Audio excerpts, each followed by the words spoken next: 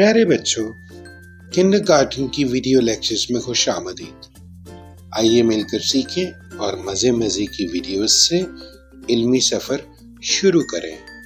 حروف تہجی کا آج کا لفظ ہے ضاد، جس کی آواز ہوتی ہے ز۔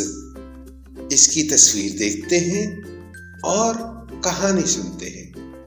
ضیا اپنے ضعیف دادا اور دادی جان کے ساتھ بیٹھا ہوا تھا۔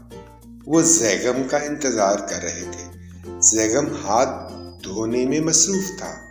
ہمیں پانی کو ضائع ہونے سے بچانا چاہیے۔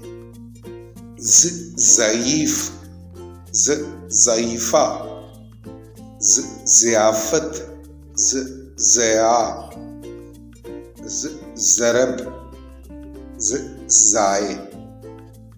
ذرا سوچئے اور بتائیے، ہمیں پانی کو کس طرح ضائع ہونے سے بچانا چاہیے؟ کیا آپ کے گھر میں ضعیف ہیں؟ کل کے سبق میں دوبارہ ملاقات ہوگی۔